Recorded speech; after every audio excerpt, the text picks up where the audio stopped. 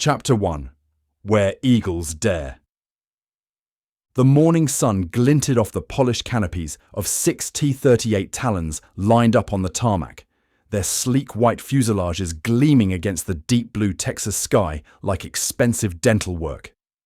Lieutenant James "Smokey" Thornberry stood at attention with the other cadets, trying not to fidget as Colonel Phantom Harlow delivered the pre-flight briefing with all the enthusiasm of a mortician describing embalming options.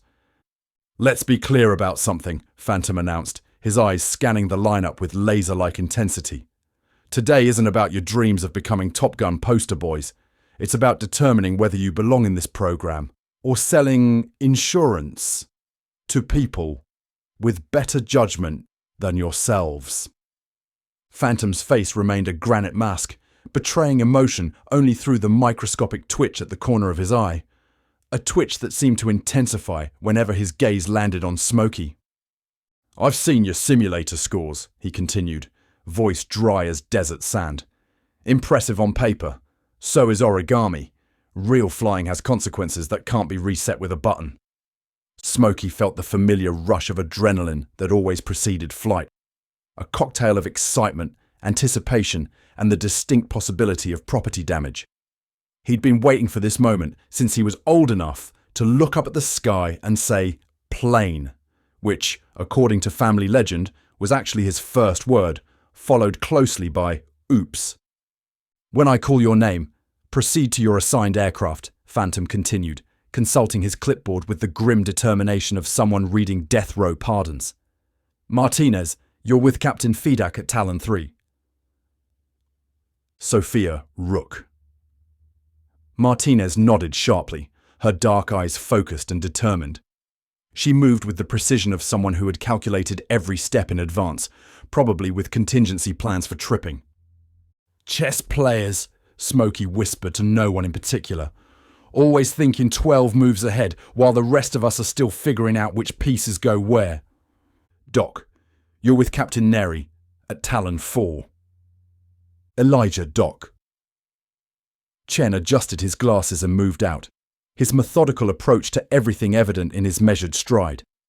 Smokey knew Doc had already memorized the T-38's manual down to the page numbers, font choices, and probably the printer's home address. "Did you know," Doc muttered as he passed Smokey, "that the statistical probability of a first flight incident increases by 43% when the pilot has excessive confidence? Just thought you should know." "Thanks for the vote of confidence, Doc," Smokey replied cheerfully. "My statistical grandfather always said numbers are just suggestions with decimal points." "That doesn't even make sense," Doc sighed, continuing toward his aircraft. "Donovan, you're with Captain Ostar at Talon 5. Darius Tank." Donovan's massive frame seemed almost too large for a fighter cockpit, like trying to fit a grizzly bear into a phone booth. He acknowledged the assignment with a minimal nod and headed toward his aircraft, with surprising grace for someone whose biceps had their own zip code. "Fly well," Tank rumbled as he passed Smokey. "That's the plan," Smokey replied, "though my brevity-challenged grandfather always said plans are just complicated ways to set yourself up for interesting failures." Tank considered this for a moment, then nodded. "Truth. Terwilliger, you're with Major Davis at Talon 2. Alexander Maestro." Terwilliger moved with the precise, controlled movements of someone who had practiced walking in front of a mirror with a metronome.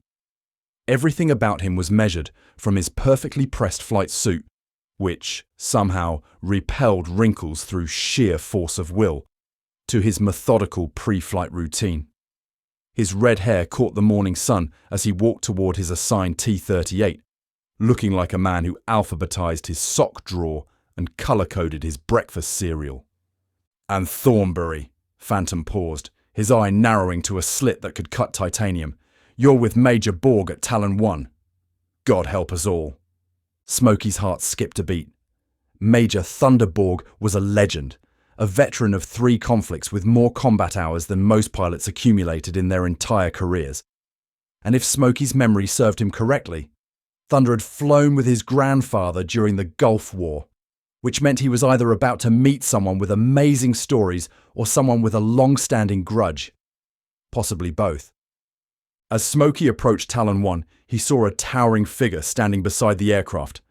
Thunder's Nordic blonde hair seemed to defy both gravity and military regulations, perpetually windswept despite the still morning air. His 6'4" frame with shoulders broad enough to have their own ZIP code made the T-38 look almost small by comparison. "Lieutenant Thornberry!" Thunder boomed, his voice carrying across the entire flight line and causing several ground crew members to dive for cover. "Glorious morning to begin your journey as a warrior of the skies." Smokey blinked, momentarily stunned by the sheer volume. "It's an honor to meet you, sir." "The honor is mutual, young Skywalker," Thunder declared, clapping Smokey on the shoulder with enough force to compress his spine by 2 vertebrae. "I've been eagerly awaiting our partnership. Your grandfather's exploits are legendary." "You knew my grandfather, sir?" Smokey asked, regaining his balance and checking for structural damage.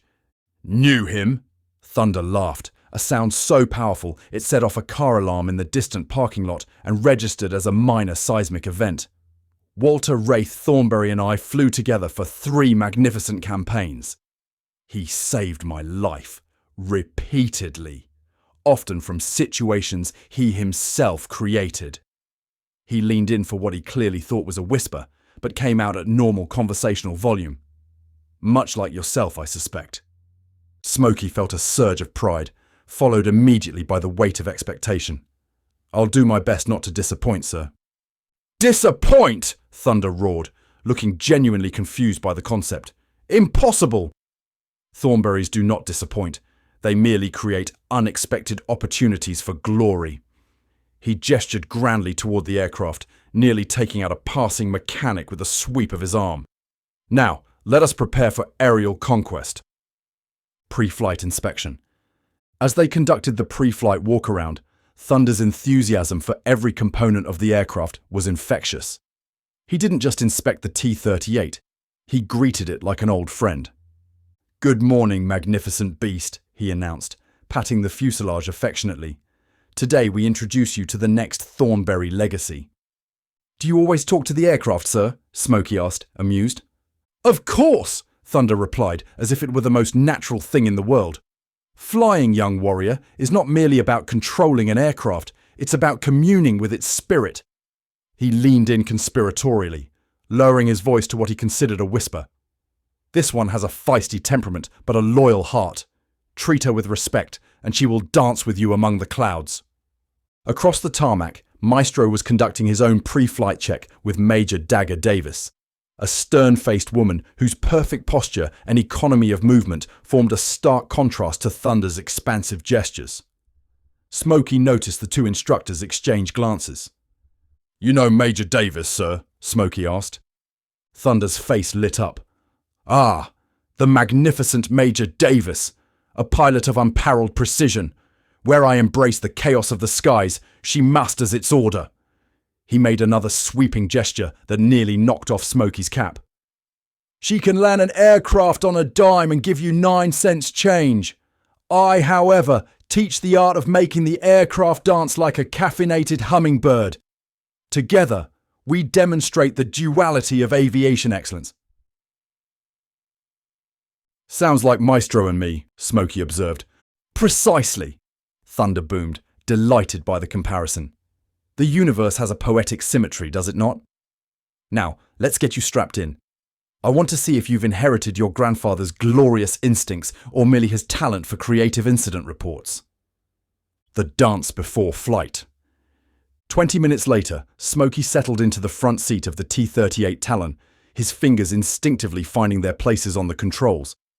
The cockpit embraced him like a second skin, snug, purposeful, alive, with potential energy. Through the canopy, the Texas sky stretched endless and blue, a canvas awaiting their signature. "Pre-flight checklist," Smokey announced, his voice steadier than his heartbeat. "Proceed, Lieutenant." Thunder's voice rumbled from the rear seat, carrying both authority and barely contained excitement. As they taxied toward the runway, the aircraft vibrated beneath them.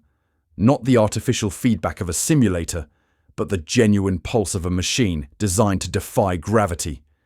The twin J-85 engines whispered promises of power. their idle hum resonating through Smokey's flight suit and into his bones. Smokey's hands moved across the instrument panel in a choreographed ritual. Each switch, each gauge, each confirmation was a note in the overture to flight. The altimeter sat at field elevation, patiently waiting to chronicle their ascent. The artificial horizon bisected his view with its perfect line between blue sky and brown earth, a division they would soon blur. "Hydraulics green, fuel quantity confirmed, trim set," Smokey called out, his voice finding its professional cadence despite the electricity coursing through him. The morning sun glinted off the aircraft's nose cone as they pivoted onto the runway centerline. The perspective from the cockpit transformed, the narrow taxiway giving way to the runway's arrow-straight invitation, its distance markers counting down to the moment when Earth would release them. "Tower, Talon 1 requesting takeoff clearance," Thunder radioed, somehow managing to make even the standard radio call sound like a battle cry. "Talon 1, you are cleared for takeoff. Winds 270 at 8 knots, came the controller's response, followed by a barely audible sigh. "Acknowledged, Tower. Talon 1 rolling with the enthusiasm of 1,000 Vikings." "Did they just say, 'God help us all'?" Smokey asked. Smokey felt Thunder's hand briefly clasp his shoulder, a gesture that transcended words. This wasn't the simulator where mistakes were learning opportunities. This was real air, real sky, real consequences. The weight of that reality pressed against his chest even as it lifted his spirit. "Ready to dance with the stratosphere, Lieutenant?" Thunder asked, his voice carrying the grin Smokey couldn't see. "Born ready, sir," Smokey replied, his hands settling on the throttles. As he eased the twin throttles forward, the J-85 engines transformed from whispering conspirators to roaring beasts. The T-38 trembled, not with uncertainty, but with eagerness, like a thoroughbred in the starting gate. The acceleration pressed Smokey back into his seat. Not the artificial G-forces of the simulator, but the genuine hand of physics, palm flat against his chest, pushing with increasing insistence. The runway markers blurred, the airspeed indicator climbing with determined precision. 80 knots, 100, 120. The control stick grew alive in Smokey's hand, the elevators tasting the first hints of aerodynamic authority. "Rotate!" Thunder called at precisely the right moment. Smokey eased back on the stick, feeling the perfect resistance. The conversation between pilot and aircraft translated through pressure and counter-pressure. The nose lifted, and for a suspended moment, they existed in that magical threshold between ground and sky, neither earthbound nor fully airborne. Then the rumble of the wheels against concrete vanished, replaced by a sudden, profound silence as the landing gear left the earth. The T-38 slipped the surly bonds, trading weight for wonder, mass for momentum. They were flying, not in pixels and programming, but in the actual air that humans had dreamed of conquering since they first watched birds soar. "Gear up!" Smokey called, reaching for the landing gear lever. As the wheels retracted with a mechanical purr, the aircraft seemed to sigh with pleasure, freed from its terrestrial constraints. The T-38 accelerated more eagerly now, climbing into the blue with the grace of something born to the sky rather than merely visiting it. Smokey banked gently, feeling the aircraft respond not to code and algorithms, but to air currents and control surfaces. The horizon tilted obligingly, the Earth rotating beneath them as if it were the planet, not the aircraft. That was changing orientation. "She flies differently than the sim, doesn't she?" Thunder asked, his voice rich with understanding. "Yes, sir," Smokey replied, a smile spreading across his face. "The sim is a photograph. This is the real painting." As they climbed through 3,000 feet, the T-38 slicing upward through the morning air, Smokey felt something he'd never experienced in the simulator, a connection to every pilot who had ever broken free of gravity, a lineage stretching back to Icarus and forward to stars not yet reached. This wasn't just flying. This was freedom given form, physics transformed into poetry. And they were just beginning to write the first verse. "Magnificent!" Thunder bellowed from the rear seat. "You handle her like you were born in the cockpit. Your grandfather would be prouder than a Viking with a new battle axe." Smokey banked the aircraft gently, climbing toward the designated altitude. Through his canopy, he could see the other T-38s ascending in formation, each cadet getting their first taste of jet flight. It was like watching a synchronized swimming team, if the swimmers were made of metal and capable of breaking the sound barrier. "Talon flight. This is Talon lead," came Phantom's voice over the radio, dry as unbuttered toast. "Once we reach 10,000, we'll conduct basic handling exercises. Stay in your assigned sectors unless you're particularly fond of mid-air collisions and early retirement." As they leveled off at altitude, Smokey felt a sense of freedom he'd never experienced before. The T-38 was responsive to his every input, almost as if it could read his thoughts. The aircraft sliced through the air with surgical precision, the control surfaces translating his slightest touch into immediate action. The horizon stretched out before him, a perfect blue line separating Earth from sky, making him feel simultaneously insignificant and all-powerful. "Not bad, Thornberry," Thunder commented as Smokey executed a series of gentle turns. "Now let's see how you handle some more aggressive maneuvers. Take us through a split S, followed by a barrel roll. Show the sky your warrior spirit." Dancing with gravity. Smokey drew a deep breath and committed. He eased the stick over with deliberate precision while maintaining steady throttle control. The T-38 responded like a dancer, following unspoken cues, rolling with elegant determination until the world turned upside down. The inversion came with a rush of sensations no simulator could replicate. Blood shifted in his veins, pressing toward his head as the negative G-forces briefly lightened him in his seat. The harness held him securely as the Texas landscape replaced the sky. Endless brown plains and winding rivers now hanging impossibly above him. A ceiling of earth suspended over an abyss of blue.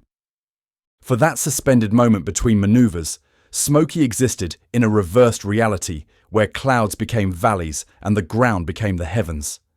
The altimeter unwound with metronomic precision, counting down their temporary surrender to gravity.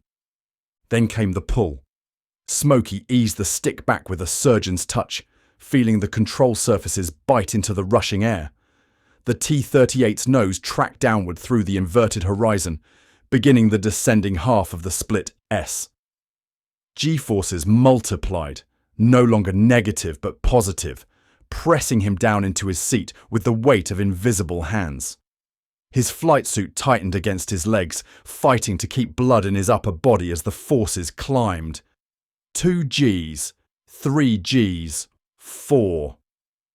The aircraft groaned softly, not in protest but in conversation, telling him exactly where they stood in the envelope of performance. The airspeed indicator wound clockwise as potential energy converted to kinetic, the needle sweeping upward as they dove toward the Earth. The horizon, once inverted, rotated back into place as they completed the half-loop. The aircraft now level but heading in the opposite direction, having traded altitude for a 180-degree course reversal. But Smokey wasn't finished. Without pause, without hesitation, his hands and feet moved in the complex choreography of flight control. The stick shifted slightly right, then left, then right again, his feet dancing on the rudder pedals to coordinate the motion perfectly. The T-38 responded with eager precision, rolling around its longitudinal axis while continuing forward. The barrel roll unfolded like a symphony of motion. The horizon rotated around the nose in a perfect circle, never deviating from the center of his view. Earth, sky, earth, sky. The world turned around them while they maintained their course, describing a perfect helix through three-dimensional space. Sunlight flashed across the canopy in rhythmic pulses as they rotated, creating a strobe effect that seemed to slow time itself. For these precious seconds, the aircraft wasn't merely flying through the air. It was carving invisible sculptures in the sky, leaving ephemeral patterns that existed only in the minds of those who understood what they were seeing. Throughout the maneuver, Smokey maintained their energy state with microscopic adjustments to the throttle, neither gaining nor losing significant altitude or airspeed. The barrel roll wasn't just a flashy display. It was a demonstration of mastery, of understanding the perfect balance between thrust, lift, drag, and gravity. As they completed the role, returning to level flight with the same heading, altitude, and airspeed they'd started with, Smokey felt the aircraft settle, as if taking a satisfied breath after a perfect performance. The Texas landscape stretched before them, unchanged yet somehow different, now a witness to their dance rather than merely scenery.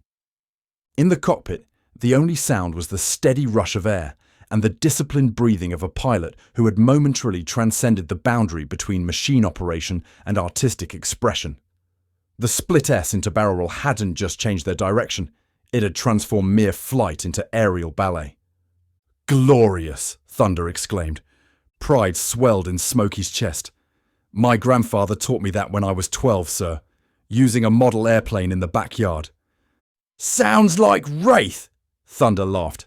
"Always teaching, even when he wasn't trying to. The man could turn a breakfast cereal into a lesson on aerodynamics." Across the sky, Maestro was demonstrating his own skills under Dagger's watchful eye. Even from a distance, Smokey could see the precision in Maestro's flying. Each maneuver executed with textbook perfection, no wasted energy, no unnecessary flourishes.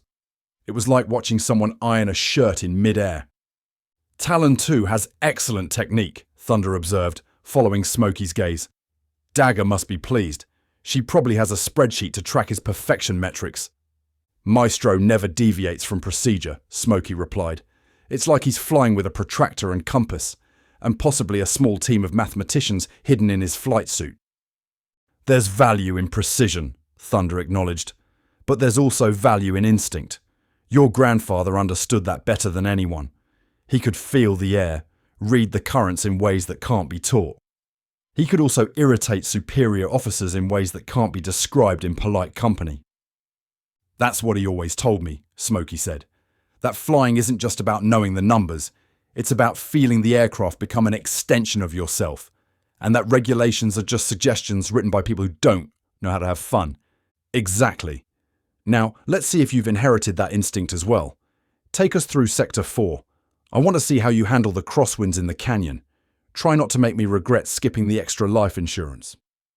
Smokey banked the T-38 toward the designated training area, a narrow canyon that ran east-west through the training range.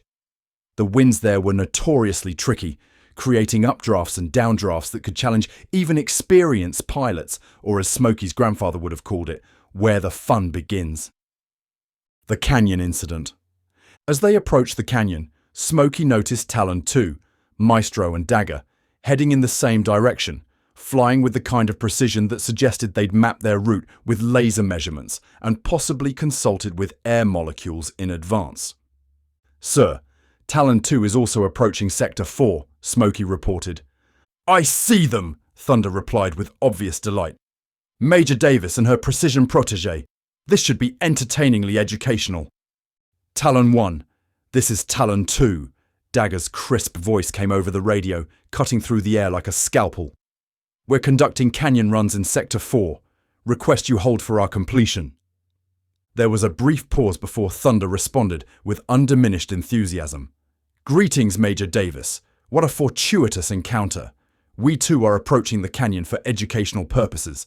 Perhaps we can share the magnificent airspace." "Negative, Talon 1, Dagger replied, her voice somehow becoming even more clipped. "We have priority. Please hold position." Thunder's laugh filled the cockpit. "Priority is a construct, Major.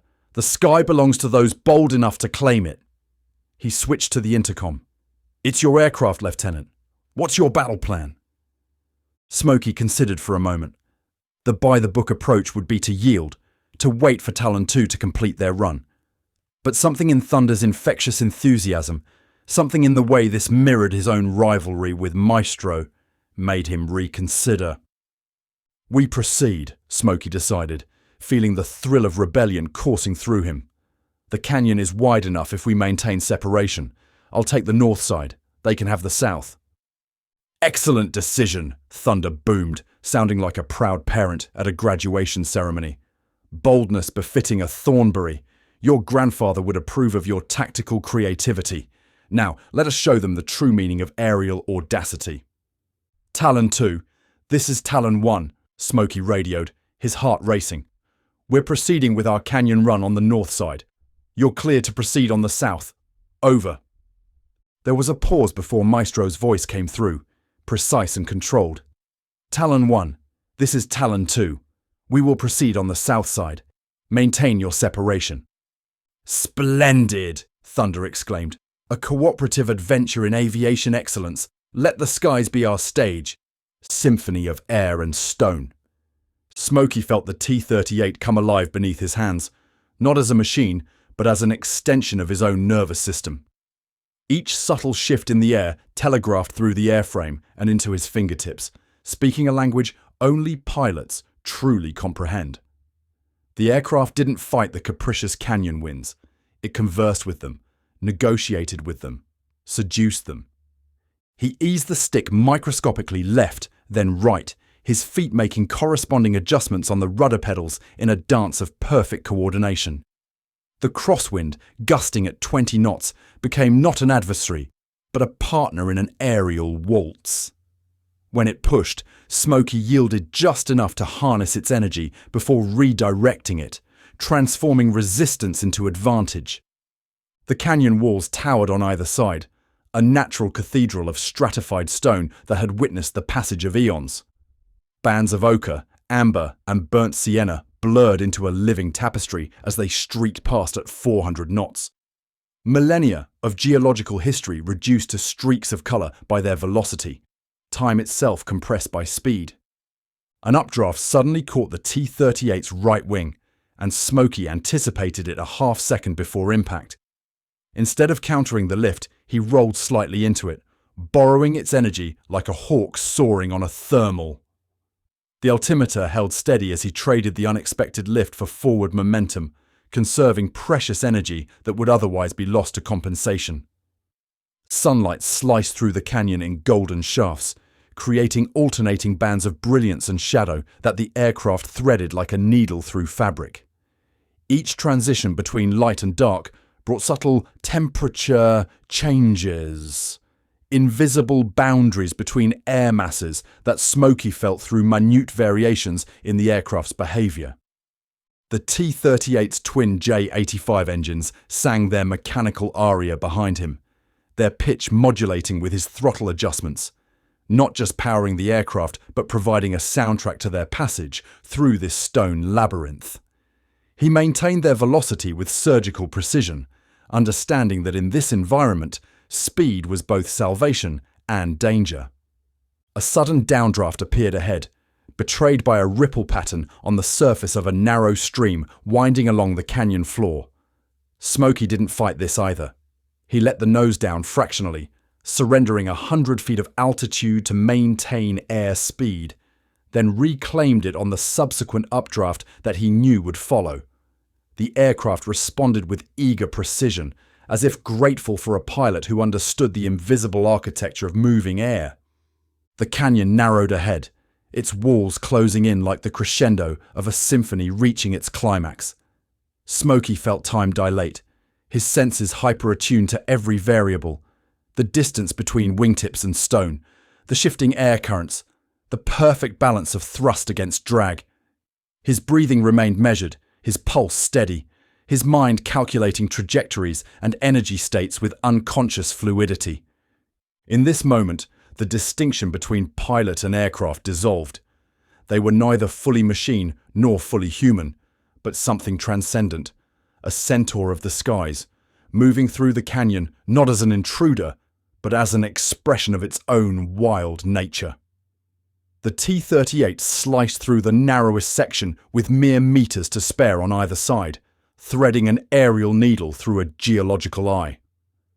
As they emerged into a wider section, Smokey allowed himself a moment of pure sensation, the G-forces pressing him into his seat, the vibration of the airframe communicating through his body, the perfect harmony of human intention and aerodynamic reality. This wasn't merely flying. This was communion with the fundamental forces that shape the world. The canyon's acoustic properties created a natural amphitheatre, the sound of their passage echoing off the ancient walls in diminishing waves. The T-38 left behind not just the thunder of its engines, but a momentary disturbance in air that had flowed undisturbed for centuries, their signature written in invisible currents that would dissipate long before anyone else passed this way. Smokey's hands remained light on the controls, not dominating the aircraft, but suggesting, proposing, inviting it to dance through this corridor of stone and air. And the T-38, like any perfect partner, followed his lead with grace and power, transforming the chaotic whims of nature into a choreographed ballet of flight. Magnificent feel for the aircraft. Thunder. You're not just flying the aircraft, you're dancing with it. The wind is merely your enthusiastic dance partner. Now, let's see how you handle the next challenge. Dance of the Raptors. Watch for the bigger downdrafts, Thunder warned, his voice electric with the peculiar blend of exhilaration and vigilance unique to veteran pilots. They can be tricky, like trying to convince a cat to take a bath. Smokey's senses heightened, attuned to the invisible architecture of the air. The canyon's acoustic signature changed subtly, a whisper of warning in the altered pitch of wind against stone. His body registered the approaching turbulence before his instruments, a primal awareness that preceded data. "I feel it," Smokey murmured, his hands already making preemptive adjustments. The downdraft announced itself with a momentary stillness, that deceptive calm before nature unleashes its power. Then it struck, a massive hand of air pressing downward with irresistible force as they entered a widening in the canyon. The altimeter unwound with alarming speed, the vertical speed indicator plunging like a wounded bird. Smokey was already countering, his movements fluid and instinctive. His left hand eased the throttles forward while his right applied precise back pressure on the stick, not fighting the downdraft but riding it like a Hawaiian surfer navigating the face of a massive wave. The T-38 shuddered, protested, then stabilized, dropping 30 feet before arresting its descent, the twin J-85 engines howling as they clawed back precious altitude. Through his peripheral vision, Smokey caught the flash of Talon 2's canopy reflecting sunlight. Maestro's aircraft had encountered the same atmospheric disturbance, but with dramatically different results. The T-38 plummeted nearly 100 feet, its nose pitching down as Maestro applied textbook corrections that failed to account for the canyon's unique aerodynamic properties. Maestro recovered with technical precision, but the maneuver carried him laterally across the invisible boundary separating their flight paths. His T-38 sliced through the air like a silver arrow, suddenly occupying the same corridor of sky that Talon 1 had claimed moments before. "Talon 2, maintain your separation," Thunder radioed, his normally booming voice compressed into a razor-edge command, "unless you're trying to recreate the world's most expensive fender bender." "Correcting," came Dagger's terse reply from Talon 2's rear seat, her voice carrying the clipped precision of someone who'd just discovered their parachute was packed by an intern. Smokey watched Maestro struggle with professional fascination. The precision pilot was applying theoretically perfect inputs, but theory was failing him in this chaotic environment. Each correction generated a new problem requiring another correction, a cascading series of solutions that were collectively becoming a larger problem. Maestro's aircraft oscillated through the air like a pendulum seeking equilibrium but finding none. "He's drifting into our lane," Smokey observed, already calculating alternative trajectories. "I don't think his protractor prepared him for this particular equation." The canyon walls seemed to contract ahead, the passage narrowing like the throat of a stone predator. Sunlight angled through in golden shafts, illuminating swirling dust particles that mapped the turbulent air currents in three-dimensional relief. The situation was deteriorating with each passing second, options evaporating like morning dew under a desert sun. "Decision time, Lieutenant," Thunder said, with the preternatural calm of a man who had stared death in the face so many times they were on a first-name basis. "What's your move? And I remind you that close your eyes and hope for the best is not in the manual." Time compressed as Smokey's mind calculated variables with supercomputer efficiency. Their current vector would intersect with Talon 2 in approximately 4 seconds. Banking right would bring their wingtip within meters of the jagged canyon wall. An unacceptable margin.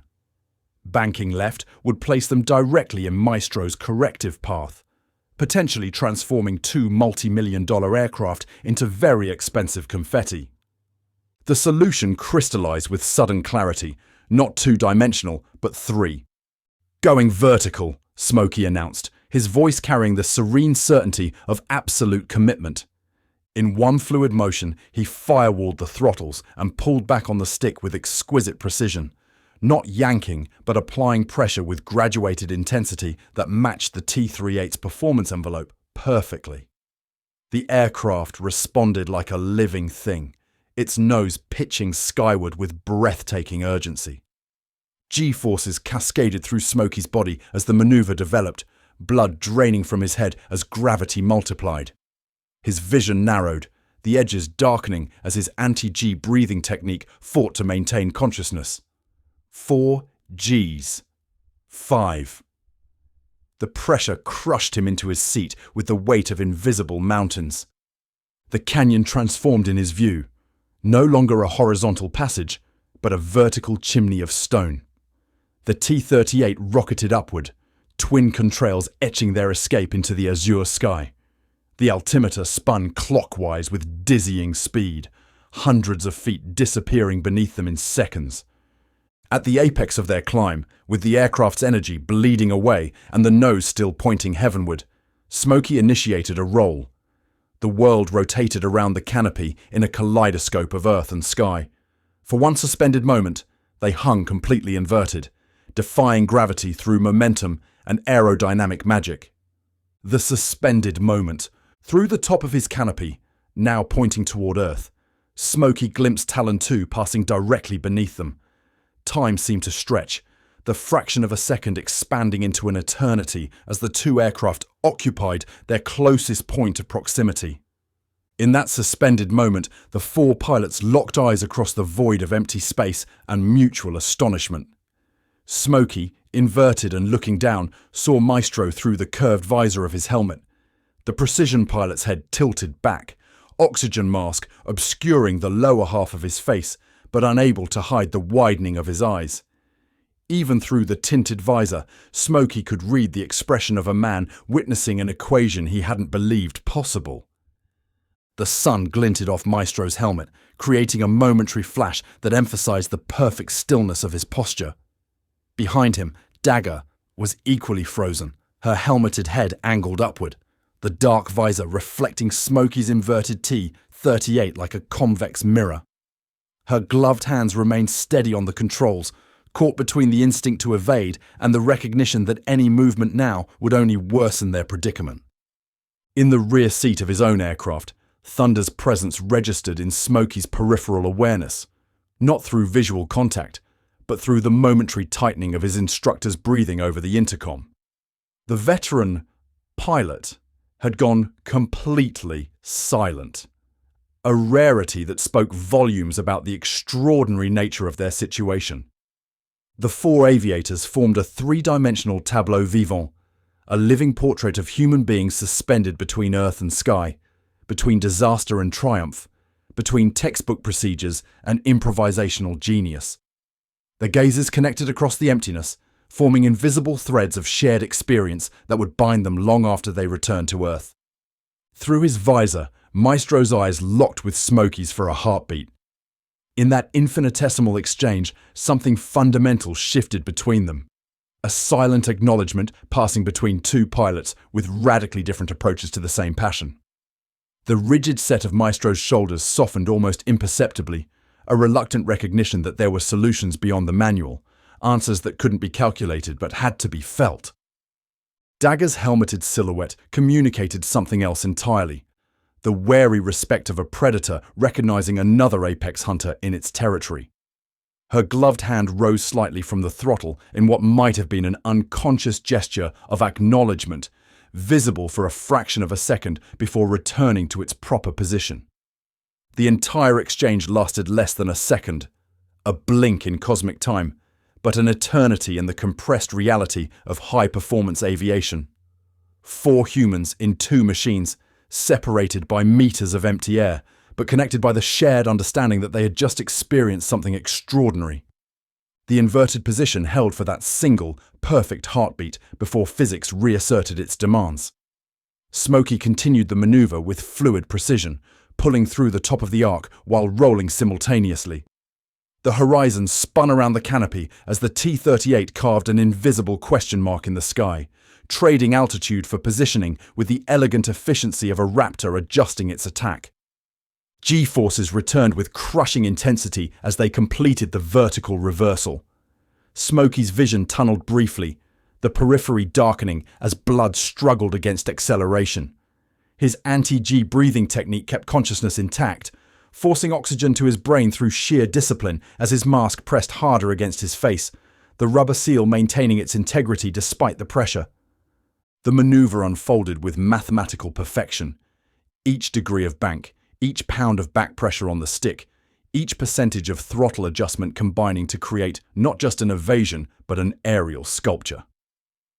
The T-38 descended back into the canyon on the opposite side of Talon 2's flight path, the aircraft's shadow racing across the stone wall like the hand of a celestial clock marking a moment that would never be repeated. As they leveled off, now safely separated from Talon 2 and re-established in the canyon, Smokey caught one final glimpse of Maestro's aircraft through a gap in the stone formations. The other T-38 had stabilized, its flight path now parallel but offset from their own.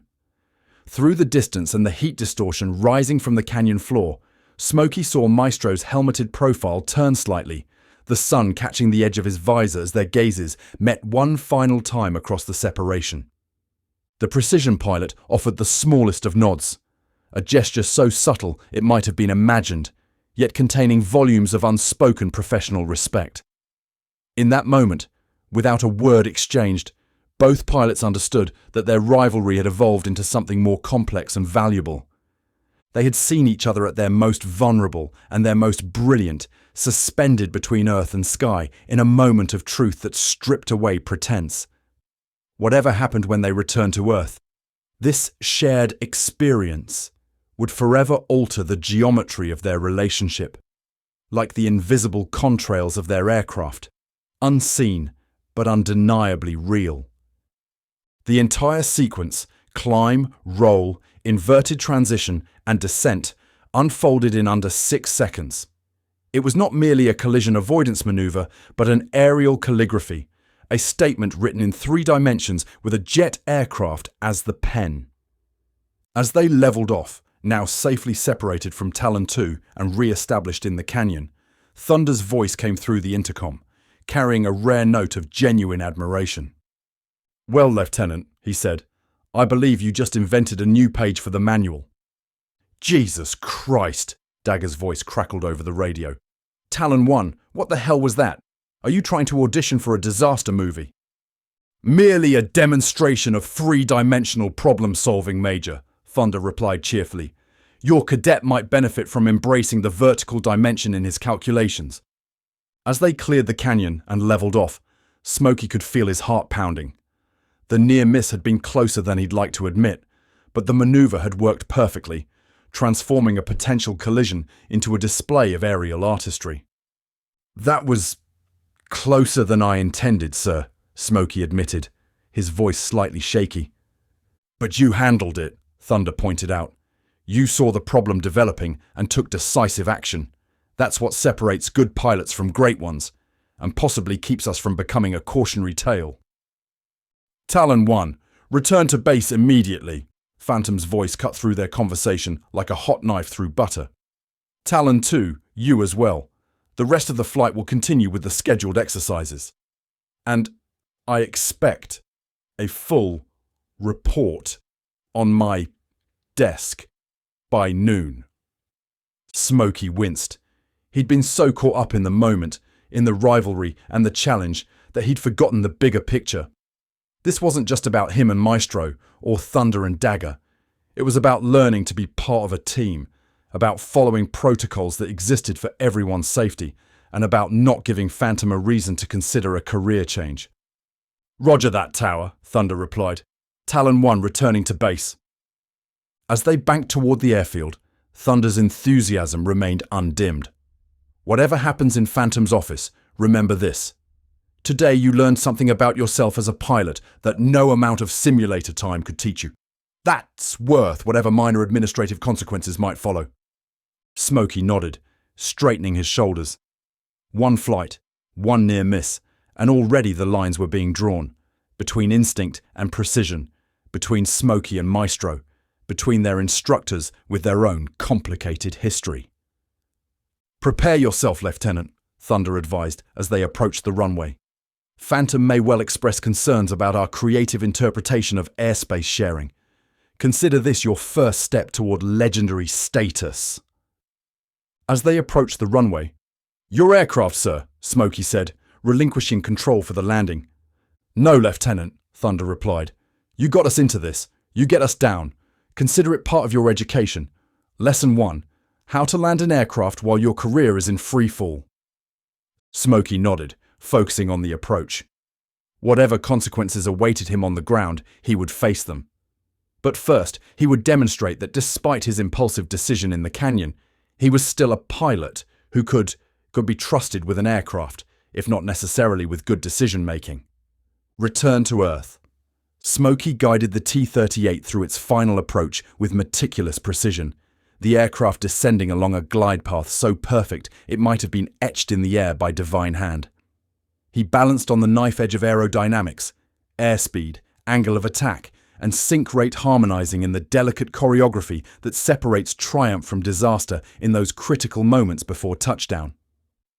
The runway threshold passed beneath them, distance markers blurring as Smokey initiated the flare with exquisite timing. He eased back on the stick with microscopic precision, arresting their descent while simultaneously reducing power. The T-38 responded like a living creature, its nose lifting slightly as the main landing gear reached for the concrete. Contact came with such delicacy that the transition from flight to ground seemed almost theoretical. The wheels kissed the runway with barely a whisper, not the chirp of rubber meeting concrete, but a sigh, as if the aircraft were reluctant to relinquish its element. The nose wheel settled with equal grace, the full weight of the aircraft transferring from air to earth with the subtlety of a master pianist transitioning between movements. Smokey deployed the speed brakes and eased the throttles to idle, feeling the T-38 decelerate with dignified restraint. The runway unspooled behind them, the centerline passing beneath like the stitching on an endless seam. The familiar vibration of wheels on concrete travelled through the airframe and into his body, a reminder that they had returned to the terrestrial realm, where gravity reigned unchallenged. "Textbook landing, Lieutenant," Thunder commented from the rear seat, his voice carrying the particular satisfaction of an instructor whose student had exceeded expectations. Or rather, the kind of landing that should be in textbooks, but isn't because most pilots can't achieve it. As they turned off the active runway, Smokey caught sight of Talon 2 already parked on the apron near the operations building. The afternoon sun glinted off its canopy, now raised like the wing of a resting dragonfly. A small cluster of ground crew surrounded the aircraft, their attention focused on the two figures descending from the cockpit. Major Davis had already reached the ground, her helmet tucked under one arm as she gestured with animated intensity. Even from this distance, her body language communicated a complex mixture of professional outrage and reluctant admiration. Her free hand traced shapes in the air, recreating their aerial near miss with fingers that sliced and swooped through invisible currents. Maestro descended the ladder with characteristic precision, each movement economical and controlled despite the circumstances. His flight suit remained unwrinkled, as if the laws of physics that wrinkled everyone else's clothing made an exception in his case.